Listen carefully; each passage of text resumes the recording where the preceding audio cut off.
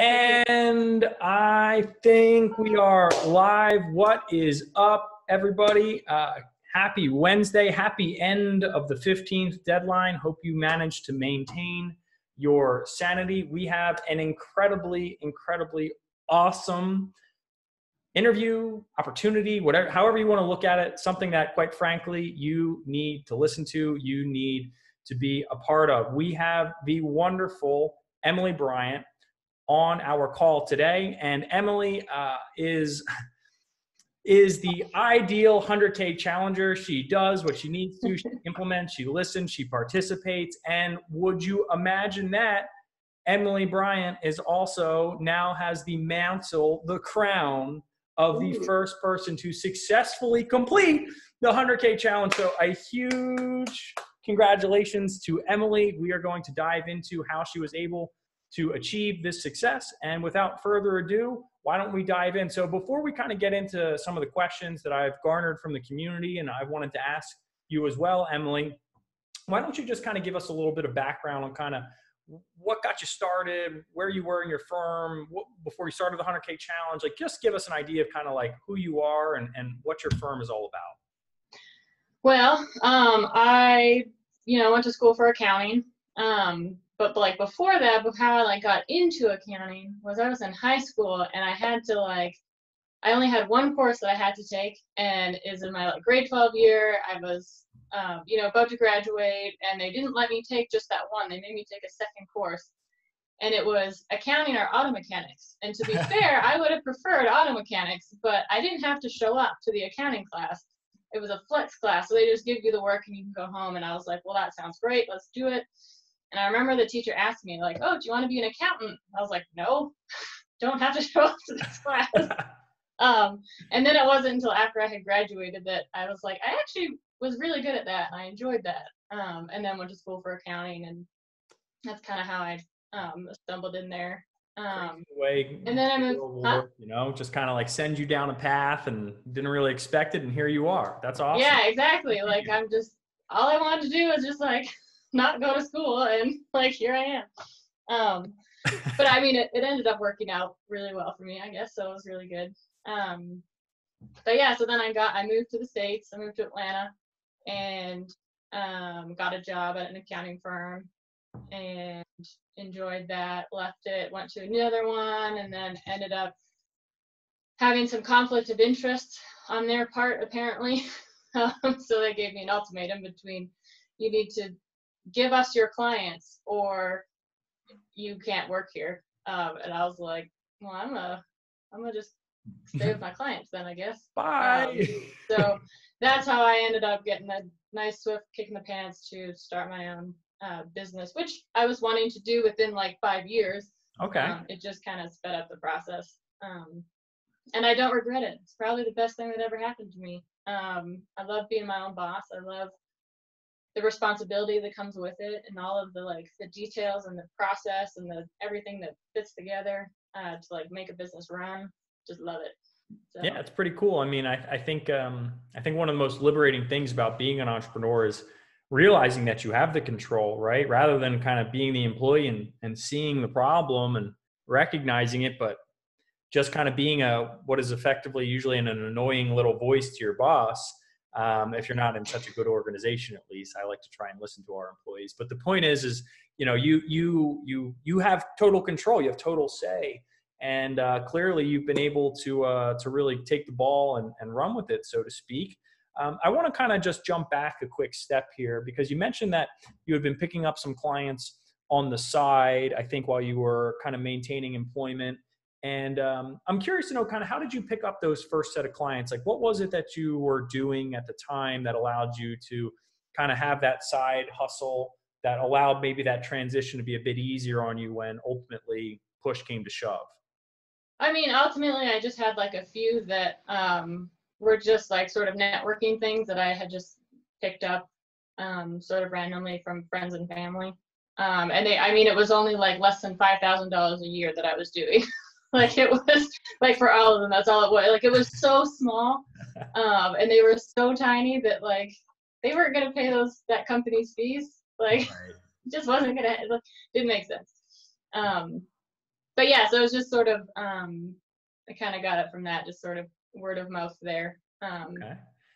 And maybe just a larger lesson for the larger firms here, which is, be careful when you let talent walk out the door. I mean, Emily is obviously and would be an incredible employee, and any firm would be happy to have someone with her attention to detail. The fact that she's able to have a business as successful as she is, and we're going to get into a little bit of her numbers in just a minute here. But again, like, that seems like such a silly thing to have lost you over when, like you said, it's like it's $5,000 worth of billings and you're going to lose a tremendous asset to the firm over this and create competition in the market, right? I mean, like that. Yeah. I mean, their point was it was competition, and mine was it's not. Like, it's really not. Like, they're so small that, like, no, that these aren't your ideal clients. Like, you have you're a boutique tax firm. These are not your ideal clients. These are like little small things that, yeah.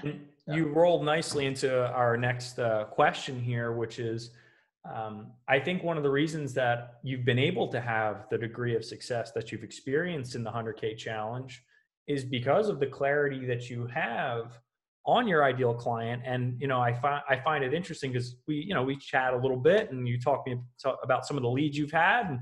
And sometimes you're just like, this was a great lead, but what wasn't really what I was looking for. And I was like, no, you're leaving money on the table. But Emily knows what she's looking for. And I want to applaud her for that. But I also want to maybe just kind of let you kind of key in on the audience. What is that ideal client for you? And how did you kind of come to that decision of their makeup? Well, before I get into that, I should point out that there has been multiple clients that when they schedule it and I just have like a small little questionnaire, tell me about your business, what you're looking for. And I'm like, oh, those aren't for, like, they're not for me. And then I have a conversation with them and then it's like, oh no, wait, it could. And then all of a sudden I have a $10,000 a year client, which is like, oh, what do you know? Because you didn't think it was going to work out. So do have those conversations, even if like from like high level, you think it's going to be a write-off, just like do it anyways. Great advice. Yeah. But my ideal client is small, basically sort of new startups. They probably just started going out on their own and they have no idea the world of hurt they're getting into if they mess up their bookkeeping and taxes and all that. They're smart enough to know that they're in a world of hurt if they don't find help. And so I just try to take care of everything for them. They typically don't want anything to do with it. They want to keep flying under the radar. And that's what I promise them is, I'm going to have your bookkeeping in order to make sure that your taxes are filed on time, that your payroll, but I also want to make sure that we're, claiming everything that you can claim. So you're kind of all set, and come tax time, you're not stressed about it. Yeah, and a couple points to unpack from this. I think the first one is that I love that Emily has the willingness to have the call. Like, I have sometimes agency clients that will cancel phone appointments that they've spent good money on, both for our services and their hard advertising dollars, because the tiny little message that the person attached to it for some reason said, oh, this isn't going to work. I said, we can't. How can we make that determination? At least 10 minutes asking a good probe. And it, like you said, it could lead to a $10,000 a year plus engagement. It could lead to them having a good experience with you, and even you referring it out to somebody else, maybe getting a referral fee. That's, you're just not going to work with that type of person. There's so many ways to kind of just take that opportunity and transmute it into something meaningful. Or they may say, hey, I'm going to refer a person who does meet your criteria to you, and I have someone like that. So again, I think the willingness to have the conversation is such a huge part of Emily's success in being able to complete the 100K challenge. And then the second point from what she just kind of said that I want to also make clear is there's a lot of emphasis on ideal clients lately, and rightfully so. But the one thing that I thought was interesting from Emily, and even going back to my early conversations with Emily, I said, what's your niche? Where are you going with your niche? And, Emily kind of always had this strength about her, which is just, I don't really want to be in a niche. And I was kind of like internally battling because my firm never really had a niche. We did later on, and it did work well for us in terms of veteran-owned businesses. But at the same time, I was like, we did really well as a one size fits all, not one size fits all, but kind of a take all comers or any small business, as long as you're profitable and you've got a good mentality and you have the right type of, again, just kind of persona, that works. And I think is that a correct way of maybe kind of summarizing your ideal client and the way you're approaching it right now, Emily? Yeah, I mean, I like narrow it down more to service-based businesses. So I don't have to deal with sales tax and all that. And I like that they're smaller where they don't have payroll either. So I don't have to do their biweekly payroll. I have one client that I do their biweekly payroll, and I pay out the nose for it. But like, I mean, otherwise we just like, or outsource it to somebody else, at that point. But I find that, I mean, they're less headache. There are less problems, between the client relationship if they are smaller. It's just them, or like them and one other person. A beautiful answer. And again, I think that it's like, yeah, well, it's take all comers, but it's also service based, right? And it's also, while I'm not really going to be doing the payroll, I know how to refer it out profitably. And again, these are all the lessons and sort of things that we want to teach that Emily may have had beforehand, may have had acquired through the 100K challenge. But the point is that is the correct way, in my opinion, of recognizing not only who your ideal client is, but what is the ideal service that you're really looking to deliver, but recognizing that if you're not doing the whole picture, that's fine. Yeah. Or are you going to make sure your clients get it though? The other part is I often have a lot of like, they are fresh off the like, we are a business now. And they're like, we've been told we need to talk to an accountant, and like, oh, you have all these questions. And so they're not ready to actually hire an accountant yet. And so I use the 30-minute free consultation to just like spit knowledge at them. And then I send them like, okay, we just went through a whole bunch of things. Here's what we talked about in an email, so you can digest that better.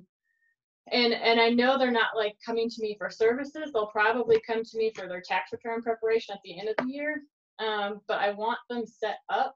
And even if they don't come to me, it'll be just really nice for their next accountant, just for them to have their books in order, to like know what to think about, like what is deductible, how, like, make sure that you are separate, like your business and personal is separate from, like, if you're an LLC, like that's important.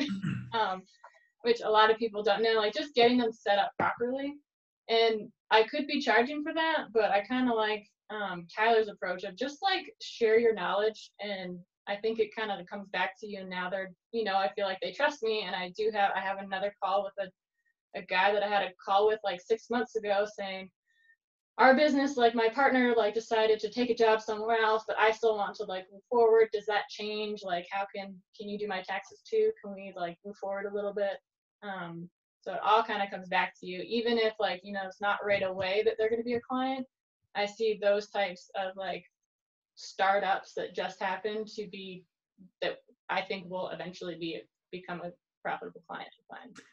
And look, I think it's a brilliant way to handle this, because look, no matter how well we kind of set up our filters, I still think the willingness to have the conversation, and to Emily's point, like share the value. Like, you don't know what this business could turn into in 6 months down the line, or even 18 months down the line. And all of a sudden they remember you.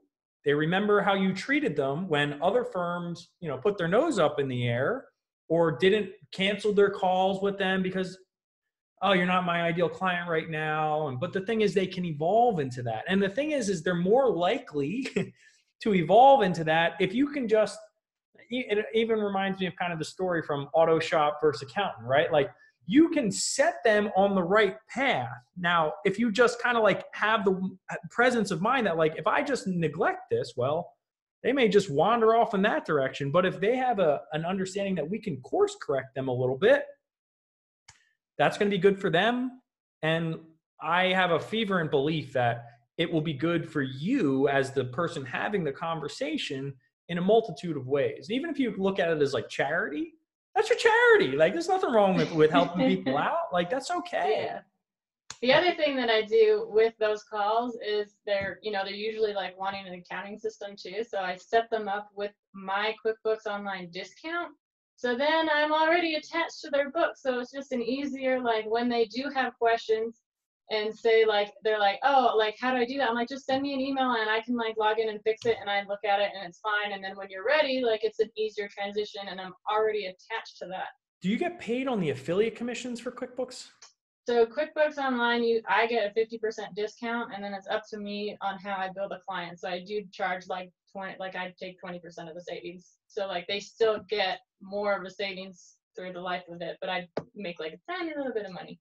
Well, even still, I mean, this is smart business principles, right? Which is, I remember seeing this. I'll never forget this. I was walking through the London airport. I had just started to get into digital marketing, and there was this huge, I don't even know what company it was for. There's this huge like ad in the London airport, and it said, every business is in the software business. I'll never forget it for as long as I lived. I look at that and I was like, well, I don't know about that. Like, I'm in the software business. I'm a digital marketer. But now, like exactly what Emily just said, like even if it is a tiny slice, well, they could be on QuickBooks for the next 30, 40 years and maybe not even necessarily be Emily's client, but I don't think you need to like have me do the math for you. That's like totally worth 30 minutes of your time because you don't even need to interact again with them. So again, just like smart business principles, really well done, Emily.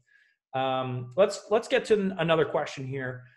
So I'm curious to know, did you have an established growth goal when you started this year? Because I know you got started with the 100K challenge, probably, I think, right before tax season got into full swing, if my memory serves me correctly. And if you did have an established growth goal, what is it and how close are you to reaching it right now? Well, I don't really have one for like this year per se. I have like a 5-year growth goal, which is $1 million in revenue in 5 years. And so I do anticipate, so my goal this year has been sustainable growth. And so if I can grow my business in such a way that isn't going to collapse, so like building the foundation. So I've hired a full-time employee, Barbara, who's part of the group, possibly listening. So I told her to, asked her to. So I got her, so she's helping me, and I've got 2 other part-time employees too, like that are helping me with different projects and different sort of type of work as well.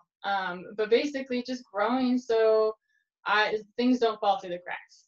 And I've actually slowed down the growth a little bit this year because I felt like what we were producing and what we were getting behind, we were not actually living up to what we promised. And my word is my bond. If I like drop the ball or if I like mess up, I feel horrible about it, and no amount of like making up for it will make me feel better. So I have pumped the brakes a little bit until we get all our systems in place, and we had just changed softwares this year too. So we're now using Thomson Reuters, and so we're like changing a bunch of things and kind of requiring that. But also, so like my goal this year was like, all right, let's make this $100,000. And that's kind of the goal ideally. Like if I wanted to, like $200,000, like would be like in line with like, okay, growth, but recognizing that once you have the foundation in line, then it's going to snowball. So year 1 is going to just grow exponentially, year 2 and year 3 and year 4. And so I'm not upset that I'm not reaching that. Okay, I didn't get to that 200 this year, but there's setup stuff that needs to happen that I am going to like surpass it next year.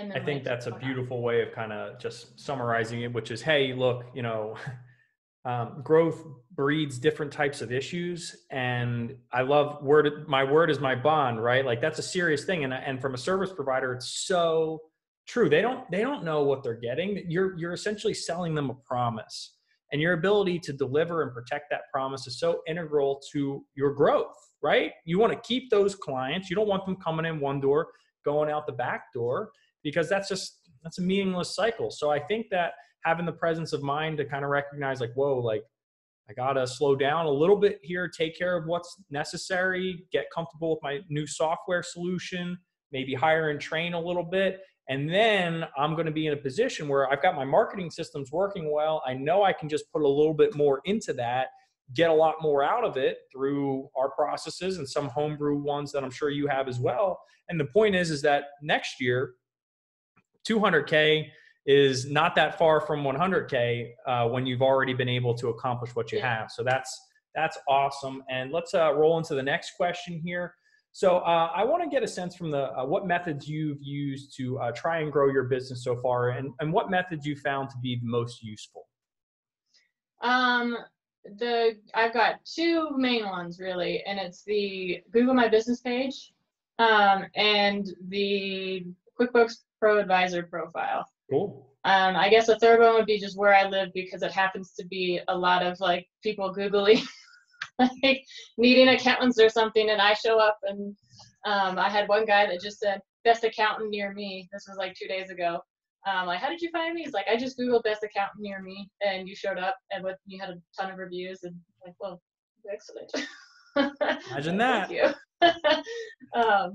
But I only show up on local searches, and so I have a lot of there are a lot of businesses that are in my area. So I do think that where I live does have an impact, and there doesn't appear to be much competition in terms of like other accounting firms that are servicing the same types of clients or put the same sort of effort into their marketing and getting reviews and that kind of stuff. Yeah, well, I think that there's definitely a lot of competition.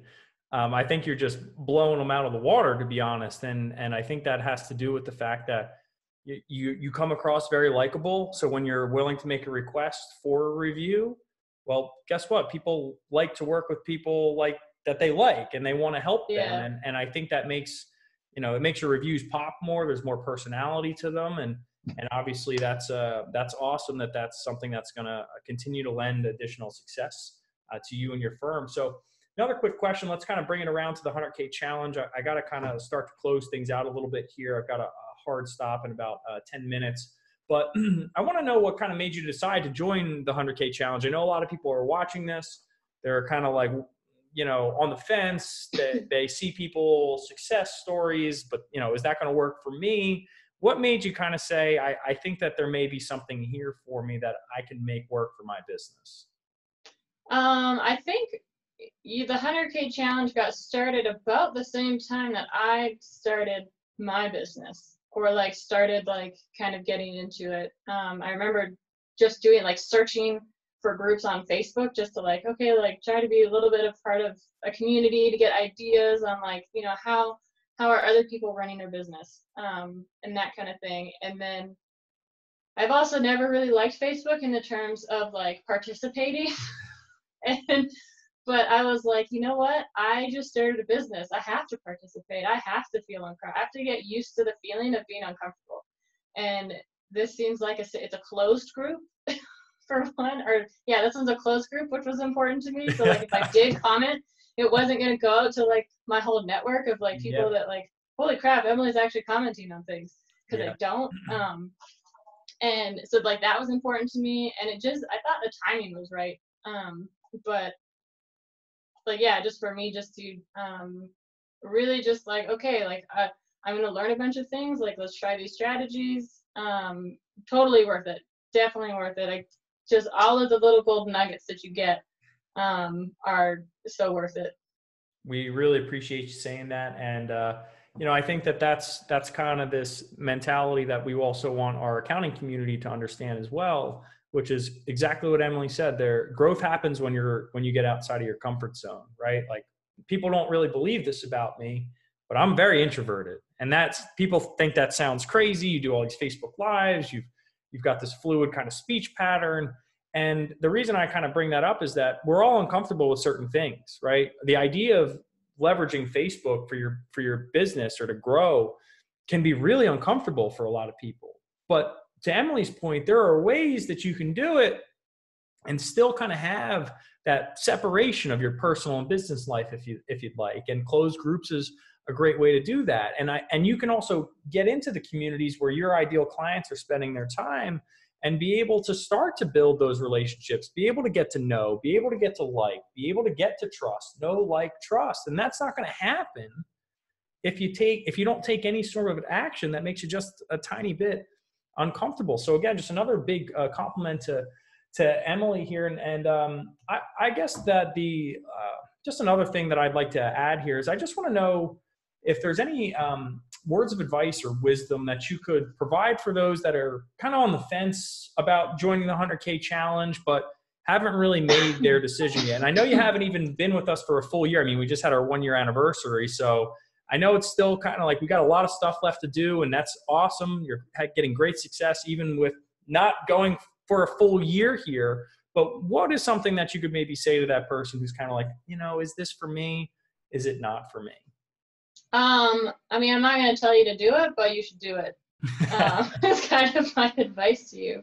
I mean, it's just experience. You're going to learn, like, even it, like, you got to invest some sort of time, and you're going to invest a little bit in ClickFunnels, and maybe eventually you'll figure out that ClickFunnels isn't for you, or maybe you will. You're like, this is awesome. This is amazing. I would like to keep using this. But you're going to learn so much from Tyler Marine and the rest of the group, just based on like the comments and the feedback that you get, that it is going to be so worth it. Yeah, that was wonderful. I just want to say thank you for saying that. It really means a lot to us. And again, I think she said it perfectly, which is that, hey, ClickFunnels is a tool. Right now, that's how you're getting access to the 100K challenge. And there's a 2-week free trial. It's only $97 a month. I mean, heck, you could be with us for 3 months, get as much marketing information as we have to provide, and only have spent like less than $300. That to me is like, I don't know of any other marketing program where you could literally usurp as much information as you could in a 90-day period for less than $300. So I would love nothing more than ClickFunnels to be the solution. That's not for everybody. That's okay. You can still be a part of the community, get the knowledge, get the training, get the things that are going to lead to the tangible results that Emily has been willing to share with us and our audience. And speaking of that, just one last question for you, Emily. Is there anything at all that you would like to share with our audience that potentially we didn't cover that you'd like to just kind of put out there? I would say just remember what your goal is. There's all these different like ways to do things, and you can be like torn apart in different directions. But if you just remember what your goal is, and go about, achieving that, like, does changing this help me achieve my goal? Or does accepting that client help me achieve my goal? I know, like, for me personally, my goal is to have a self-sustaining business where I can just go somewhere else and eat bonbons or something. Like, I don't actually want to be working in my business. So for me, all of these gurus saying like, oh, like add value-added service, like, I don't want to be doing that. Like, I don't want to be doing that. Like, I want my employees to do this. So for me, when I have a new client come in, I say to myself, like, it's not about what I can do. It's about what my employees can do. Because I know, yeah, I could do that. I could add those value-added services, but can my employees do it? And is it going to be easy to like train them to do it? And if it's not, then well, probably not going to do it. So just remember what your goal is, and then just try to make sure that you're making strategic decisions to stick to that. Beautifully stated. I think that focus, systemization. If you can't systemize it so that you can remove yourself from the equation, something is really wrong with the way that you're thinking about business. Because I think we all got into this to kind of be the masters of our own time, win our time back, but we end up kind of being a slave, if you will, to our business a lot, unless you think about it the way Emily just pointed out to us, which is stay hyper-focused, make smart decisions, and be able to systemize in a way that allows you to remove yourself from the equation. So listen, this has been a lot of fun. I am so proud of you, Emily. I'm so happy that we had an opportunity to work together in this capacity. I know you're going to reach that $1 million in 5 years. I know for a fact you're going to do that. It's not even like if, or, it's just going to happen. You're a driven individual. And I just want to say thank you so much for giving us a shot. I'm glad that it paid dividends to you. I'm glad that you're willing to share your experience with our audience. And for those of you that are listening to this and looking at Emily, who's basically went from startup $5,000 to over six figures in nine months, 10 months, like, please, like, I don't want to say Emily's not special, but she's special, but there's nothing that is not, like, the process is the same. And the way that you can access that process for basically nothing, what is the equivalent of a very minimal investment in your business, is through the 100K challenge. The price is going to go up. I'm not going to say when. So if you're listening to this, just understand that you still can get involved for the way the price is currently structured by checking out what we have going on down below. And again, I just want to say thank you so much for being willing to spend some time on this, Emily. I know it took a little bit away from your reaching your $1 million goal, but I think you'll be all right. All right. No worries. Thanks, Silas. My pleasure. Thank you so much. And if you have any questions for Emily or myself, feel free to drop a comment down below. And thank you so much again, Emily. And remember, only you can make your dream from a reality. I'll talk to y'all soon.